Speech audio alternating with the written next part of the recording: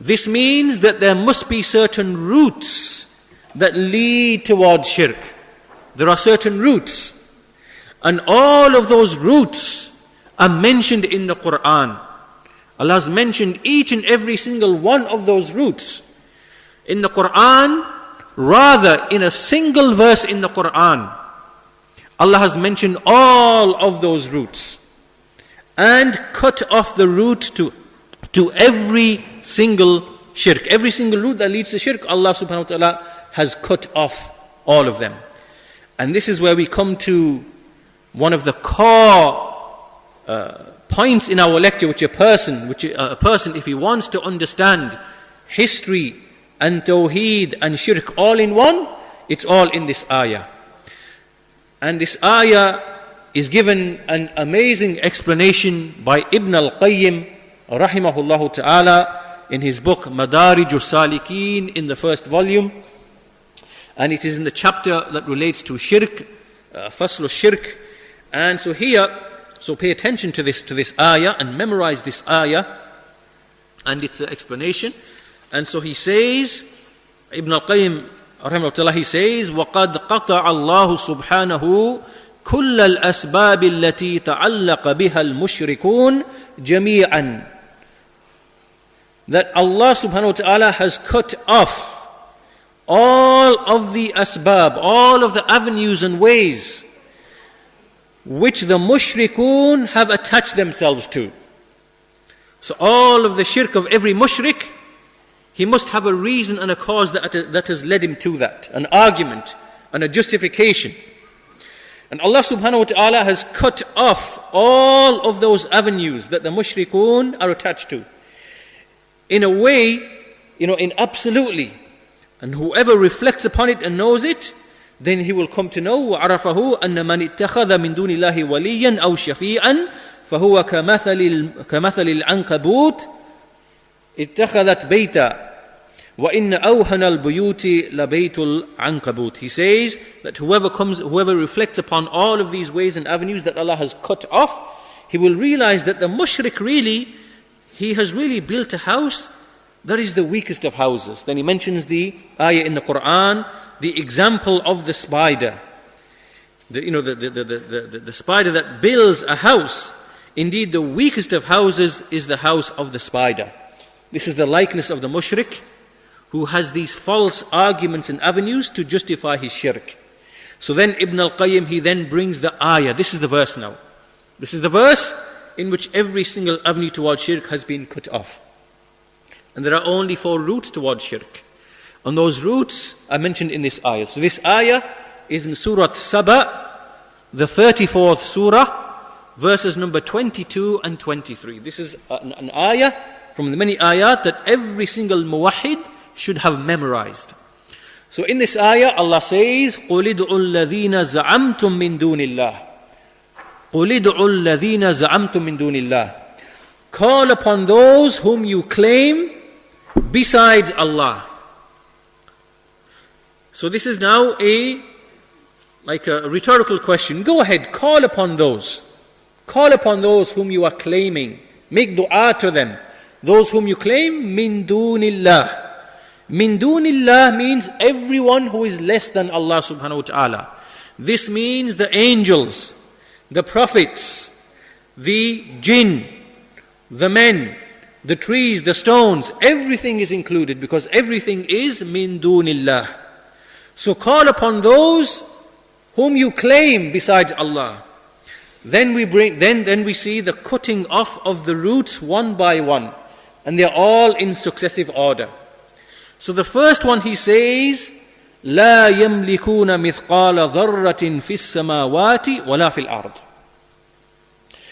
They do not own even an atom's weight in the heavens or the earth.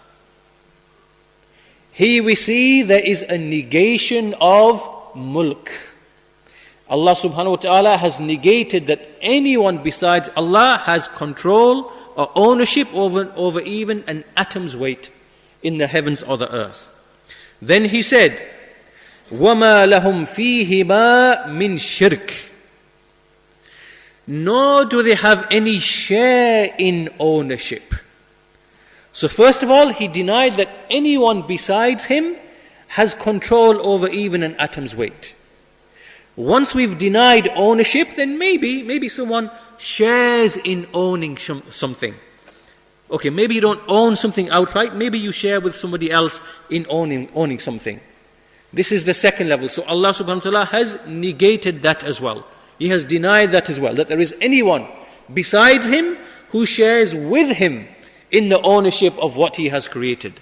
So he cut off that as well. He said, وَمَا لَهُمْ فِيهِمَا مِنْ شِرْكٍ. They do not have any share with Allah in owning anything in the heavens and the earth. Then he moved to the third level, and he said, وَمَا لَهُ مِنْهُمْ مِنْ ظَهِيرٍ. That Allah does not have from amongst them any aider, anyone who supports him or aids him. So now he negated a dhahir. Dhahir, one who supports and helps somebody else. So he denied first of all independent ownership over anything. He then denied that anyone shares with him in owning anything in the creation. Then he denied that anyone aids and supports him in owning anything from the creation or helping him in run the affairs. Then he moved to the fourth one, and he said, وَلَا تَنْفَعُ الشَّفَاعَةُ عِنْدَهُ إِلَّا لِمَنْ أَذِنَ لَهُ. No intercession will benefit with him except for the one to whom he has given permission. This now is the fourth level. And the fourth level is intercession. If you think about it, let's give an example, let's give a scenario from the dunya where all of these four examples are illustrated. So let's say we have a king, for example. The king, there are things which he controls in his kingdom. Nobody else has a share in him. Nobody else has a share with him. Then there are things which maybe someone else owns alongside the king. Maybe he owns some military equipment. Maybe he owns some land which somebody else possesses with him. Maybe there are some other things which he is not complete ownership of. He shares with another nation, for example. This is now the second situation. The third situation is that maybe there are people who don't own anything with him or share with him, but they aid and they support him. So he has ministers, he has helpers, he has people who support him in the running of his kingdom. And then maybe there are those people who don't own anything or help him or support him, but they are able to intercede with him. They come to him and they say, "Oh king, maybe you should do so-and-so. Oh king, maybe you should do so-and-so for the benefit of so-and-so. Oh king, some people have approached me, they've come to me, and they want so-and-so, maybe you should give them so-and-so." This now is what we call intercession. This is the fourth level. So there is complete ownership, then there is partial ownership, then there is helping and aiding, receiving aid and support in one's kingdom, and then there is intercession. Intercession is a type of influence. All of these four things, Allah subhanahu wa ta'ala has cut them off and removed them and cut off the argument and the route to every type of shirk. And that's why Ibn al-Qayyim, when he comments upon this, he says, فَالْمُشْرِكْ إِنَّمَا يَتَّخِذُ مَعْبُودَهُ لِمَا يَعْتَقِدْ أَنَّهُ يَحْصُلُ لَهُ بِهِ مِنَ النَّفْعِ. And he says, indeed a mushrik, why do you think someone commits shirk? Someone commits shirk because he believes that the one whom he is worshipping will bring him some type of benefit. That's the reason why he's committing a shirk. He believes that the one worshipped, there will be some benefit that will come to him. وَالنَّفْعُ لَا يَكُونُ إِلَّا مِمَّنْ فِيهِ خَصْلَةٌ مِنْ هَذِهِ الْأَرْبَعِ. So benefit can only come from a person who possesses one of these four qualities. These four qualities mentioned in the ayah. So think about this. If you really truly understand this ayah, you will understand the working of the mind of a mushrik. Why does a mushrik worship what he worships? He worships him because he believes there is some benefit, there is some nafa' that will come to him. And benefit can only come from a person or a thing about whom it is believed one of these four things. That this person who's being worshipped, he owns or controls something. Or that this person, he shares in the control or ownership along with Allah something. Or that he is an aider and a helper to Allah in the running of his creation. Or that he is able to intercede with Allah of his own accord as he wishes to intercede with Allah in order to bring about benefit. All of these are the four ways by which it is believed about a person that he can bring benefit. So Ibn al-Qayyim says, Imma malikun. So these are the four things. Imma malikun lima yuriduhu abiduhu minhu. So either it is someone who owns and controls that benefit that the worshipper is seeking from him. فَإِن لَمْ يَكُنْ مَالِكًا كَانَ شَرِيكًا لِلْمَالِكِ. If he is not someone who owns something by himself, then he is a partner to the king, a partner to the owner. فَإِن لَمْ يَكُنْ شَرِيكًا لَهُ كَانَ مُعِينًا لَهُ وَظَهِيرًا. And if he is not someone who shares in the ownership, then he is someone who is an aider and a helper. فَإِن لَمْ يَكُنْ مُعِينًا وَلَا ظَهِيرًا كَانَ شَفِيعًا عِنْدَهُ. And if he is not someone who aids and helps and supports, then he is someone who can intercede. فَنَفَى سُبْحَانَهُ الْمَرَاتِبَ الْأَرْبَعِ نَفْيًا مُتَرَتَّبًا مُنْتَقِلًا مِنَ الْأَعْلَى إِلَى مَا دُونَهُ. So Allah subhanahu, He negated all of the four levels completely, successively, starting from the top, from the highest, and moving to that which is beneath it. فَنَفَى الْمِلْكَ وَالشَّرِكَ وَالْمُظَاهَرَةَ وَالشَّفَاعَةَ التي يطلبها المشرك وأثبت شفاعة لا نصيب فيها لمشرك وهي الشفاعة بإذنه.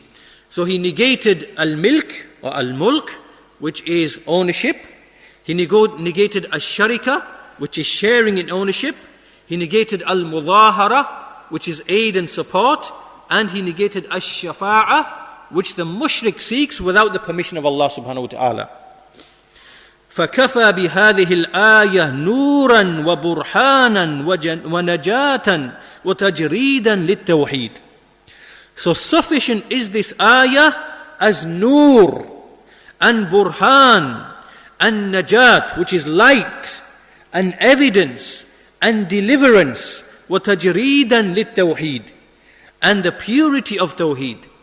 Look at how Ibn al-Qayyim has described this ayah. Anyone who understands this ayah and is able to apply it to reality, then all of these things, he will have nur, he will have burhan, he will have najat, he will be saved, and he will have tajreed al-tawheed, he will have the purity of tawheed.